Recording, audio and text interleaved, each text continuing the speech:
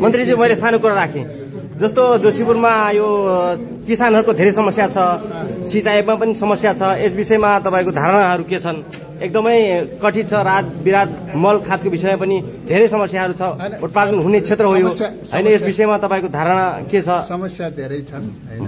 यो सरकारले अहिलेको अन्तरिम सरकारले 3 महिनाको सरकार हो। अब बाँकी 3 महिनाभित्र हामीले गर्नुपर्ने सम्पूर्ण काम गर्छौँ। किसानको चाहिँ सबै क्षेत्रको समस्या समाधान गर्नलाई हामी अगाडि बढिरहेका। किसानहरू मल पाउने छन् कि छैन? मल पाउनुपर्छ, पाउँछ। किसानले पाउनुपर्छ। अब यो 3 महिनाभित्र भन्दा पनि अब आगामी सरकार कस्तो बनाउने र त्यसपछिको सरकारले देशलाई समृद्ध बनाउन के गर्नुपर्छ भन्ने चाहिँ महत्त्वपूर्ण विषय त्यसतिर अगाडि। धन्यवाद। उज्यालो नेपाल पार्टी प्रवेश अभियान अन्तर्गत जोशीपुरमा पार्टी प्रवेशको लर्को देखिएको छ। नागरिक उन्मुक्ति पार्टी सुदूरपश्चिम प्रदेशका संस्थापक सचिव छेदुलाल चौधरी सहित जोशीपुरका विभिन्न वडाबाट नागरिक उन्मुक्ति पार्टी परित्याग गरी 125 भन्दा बढी नेता कार्यकर्ता तथा नेपाली कांग्रेस र माओवादीबाट पनि कार्यकर्ताहरू उज्यालो नेपालमा प्रवेश गरेका छन्।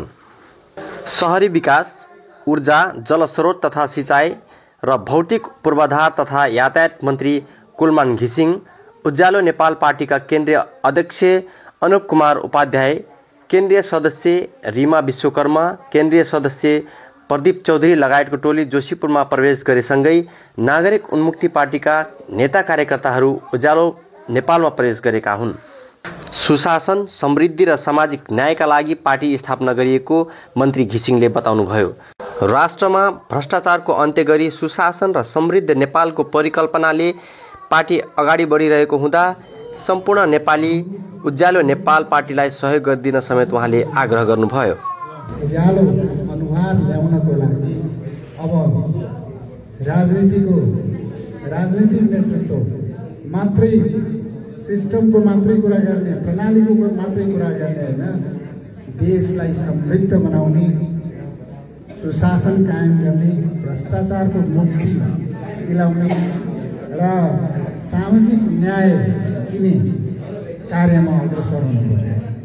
यो सबै क्षेत्रको, यो देश सबैको फुलबारी, सबैले फस्टाउन पाउनुपर्छ, सबैले फस्टाउने मौका दिनुपर्छ।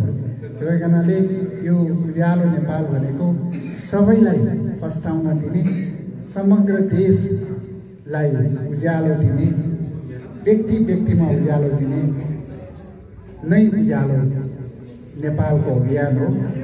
यसमा तपाईँहरू आबद्ध हुनुभएकोमा म आभारी प्रकट गर्न चाहन्छु। तपाईँहरूले नै यो क्षेत्रलाई समृद्ध बनाउनु हो र त्यसको लागि मलजल गर्ने काम चाहिँ केन्द्रीय नेतृत्वले, सरकारले र देशको नेतृत्वले गर्ने हो र यहाँको नेतृत्व देश चलाउनलाई भोलि देशको नेतृत्व गर्न पुग्नेछ भन्ने म विश्वास गर्छु। देश किन बन्दैन भन्दाखेरि यी तलका व्यक्तिहरू जो देशलाई अति माया गरिरहेका छन्, देशको राष्ट्रियताको माया गरिरहेका छन्, ती व्यक्तिहरू देश सञ्चालनमा पुगेको छैन। देशको सञ्चालन गर्नको लागि, देशको नेतृत्व गर्नको लागि अब तपाईँहरू जस्ता व्यक्तिहरू जानुपर्छ। पछिको जुन अवस्था छ, तपाईँहरूले अब जेनजीका साथीहरूले, तमाम जेनजीका साथीहरूले हिजो 2 दिनमा जुन परिवर्तन ल्याउनुभयो, जुन परिवर्तनबाट एउटा सरकार परिवर्तन भयो र नयाँ चुनावको लागि चाहिँ अगाडि आउँदैछ। अब चुनाव भनेको एउटा महाअभियान, त्यसमा सबै साथीहरूले, सबै जेनजीका साथीहरू, आफ्नो दाजुभाइ, घरका आमा बुवा सबैलाई एउटा महाअभियानमा, एउटा ठुलो युद्धमा लगेर सबै पुराना पार्टीहरूलाई परास्त गरेर तपाईँहरू अगाडि बढ्नुपर्छ।